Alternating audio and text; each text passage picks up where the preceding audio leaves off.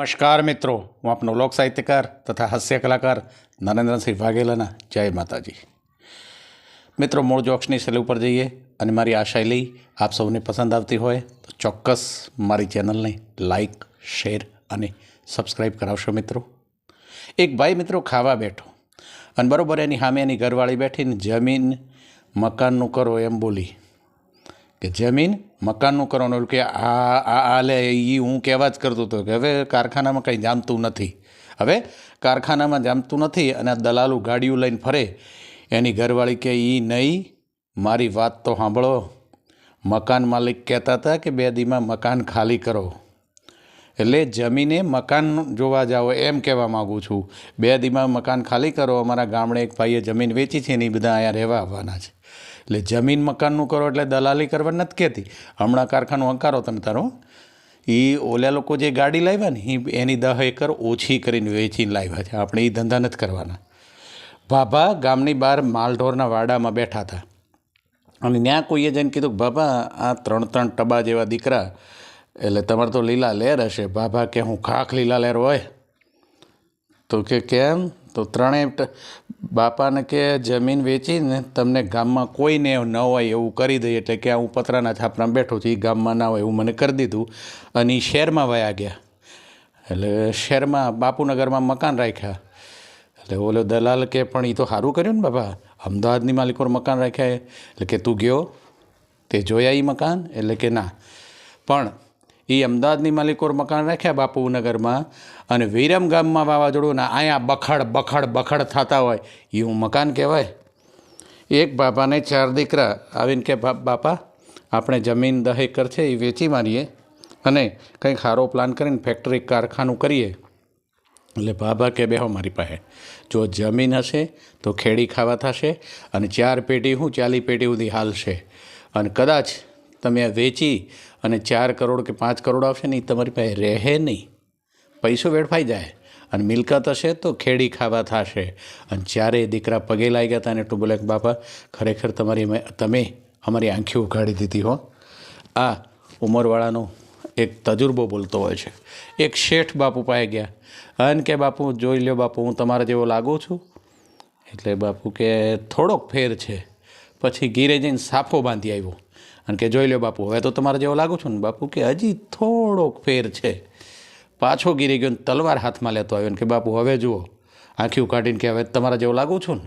મૂછું ઉપર તાવ દીધો. બાપુ કે હજી થોડોક ફેરેક છે. અને પછી ઘોડી લઈને આવ્યો. ઘોડીને માથે બેઠો, તલવાર હાથમાં, સાફો બાંધેલો અને મૂછુંની આંકડીઓ ચડાવી બરાબર આમ. અને બાપુની સામે જોઈને એટલું બોલ્યો કે બાપુ હવે જોઈ લો, હવે તો લાગુ જ છું ને તમારે જેવું. અને બાપુ એટલું કીધું કે શેઠ હજી થોડોક ફેર છે. કે બાપુ આટલું બધું કર્યું, હવે હું થોડો ફેર હોય. અને ત્યાં બાપુએ ફડાક દઈને એક ફડાકો ઝીકી દીધો ગાલ ઉપર. અને બાપુ કે બસ હવે તું મને માર, હવે તું મને માર. અને બોલ્યો શેઠ કે બાપુ મારાથી ન મરાયો, બસ આટલો જ ફેર, આ જ ફેર. પ્રિન્સિપલ વિદ્યાર્થીઓને કે બોલો તાજમહેલ ક્યાં આવ્યો? તો વિદ્યાર્થીઓ કે આગ્રામાં. નહીં, પ્રિન્સિપલ કે અમદાવાદમાં. અને ત્યાં વિદ્યાર્થી ગોથું ખાઈ ગયા. સાહેબ જૂઠું ભણાવે. એમાં એક વિદ્યાર્થીએ ગીરે જઈને એના બાપાને કીધું ને બાપા બીજે દી વાલી મંડળ લઈને સ્કૂલ મંદિરમાં આવ્યા, નિશાળમાં આવ્યા. અને નિશાળમાં આવી અને પ્રિન્સિપલને કે તમે આવું ઊંધું ભણાવો છોકરાઓને? આગ્રામાં તાજમહેલ આવ્યો અને તમે એમ છોકરાઓને ભણાવો છો કે અમદાવાદમાં આવ્યો?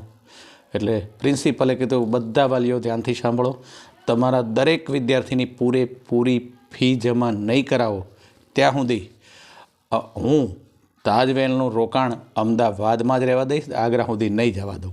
હા, પૈસા પૂરેપૂરા આવી જશે પછી પાછો તો એમાં આગ્રામાં જ હશે. આ બુદ્ધિ.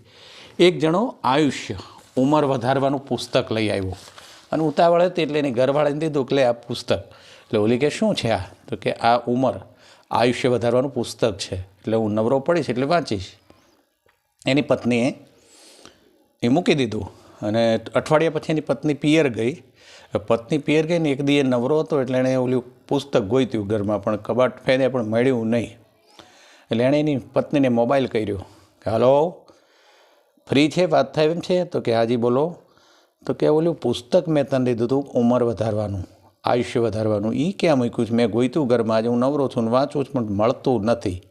કે ઓલી કે એક કામ કરો, છેલ્લા રૂમમાં જાઓ અને ઓલું ગોદડાનું કબાટ, પેટી પલંગ ખોલો અને એમાંથી 35 ગોદડા બહાર કાઢો અને 3 રજાઈ બહાર કાઢો અને ચોથી રજાઈ છેલ્લે છે એના ચોથા પડમાં જુઓ. ઓલાએ એમ કર્યું અને ખરેખર ચોથી રજાઈના ચોથા પડમાંથી એ પુસ્તક મળ્યું.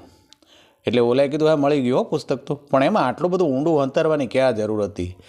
ન્યા ઘરવાળી એટલી બોલી, ક્યાંક બા વાંચી જાય તો, ક્યાંક તમારા બા ને મારા હાહુમાં વાંચી જાય તો ઉંમર એમની વધી જાય ને પછી મારે શું કરવું? બોલો, આ બુદ્ધિશાળી બાયું. Thank you very much. મિત્રો, મારી આ શૈલી આપ સૌને પસંદ આવતી હોય ચોક્કસ મારી ચેનલને લાઈક, શેર અને સબસ્ક્રાઈબ કરશો મિત્રો, અને કરાવશો. જય માતાજી.